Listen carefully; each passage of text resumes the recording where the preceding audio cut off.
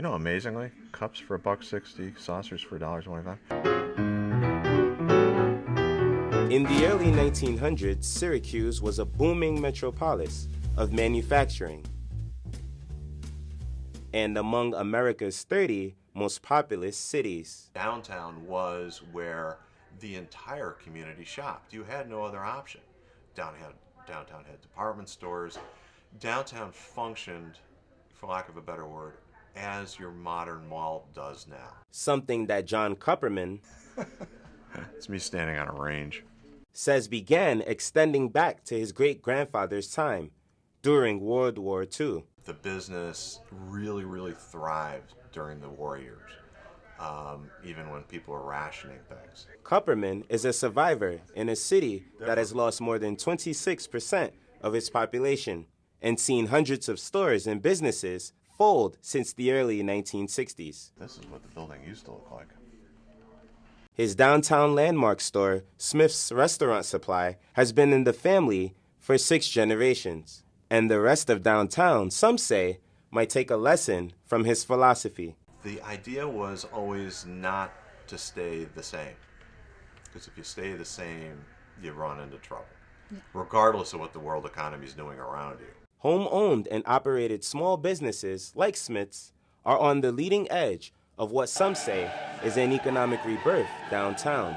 In neighborhoods like Armory Square, urban developers are converting empty buildings into loft apartments. And in just the last year, 19 new businesses have opened their doors. Okay, brother, thank you. One of them, $4.99, $2.50, $4.29, $11.75. Alamo's Food Market, is the first grocery store of its kind in Armory Square, opening its doors in December. I have a friend, he told me I have a great location for you in Syracuse if you like open business. Moving to Syracuse from New York City to start up a new market in one of the city's prime business hubs has come with some challenges. Honestly, a little bit difficult, for more difficult in the city. A sentiment that has many businesses hesitant. But with the city increasing efforts in pumping life into Armory Square, the Downtown Committee of Syracuse has focused on the growing momentum in the area. Downtown Syracuse right now is undergoing an enormous amount of development. There's more than $313 million in development investment taking place here, and more than half of that is residential development. In the coming and going that Syracuse businesses have seen far too often over the years, some say that the method of having residents moving into areas and businesses following them has not worked and has instead created more problems. They're pushing the poor people out. So this neighborhood where we're at right now got lots of people. It's not a problem matter of people. Eat to Live saw its doors closed temporarily after 2 months in operation.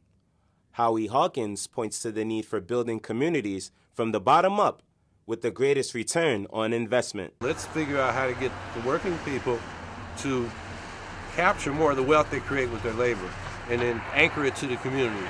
To combat the post-war economic downturn, he says the key to success is sustainability. What we need to do is, basically own our own stores, our own jobs, so that as this community develops, we develop with it. Perhaps the best advice is from a family-owned business that's overcome the challenging times that comes with a century of business in Syracuse. Seeing a bit of sign of life now coming out of it, and in those times you just got to hunker down and do the best you can. To return Syracuse to the booming city that it once was, Kupperman says will take uniformity, developing successful mixed-income communities to bridge the gap between past and present. In Syracuse, Rilwan Ameen, NCC News.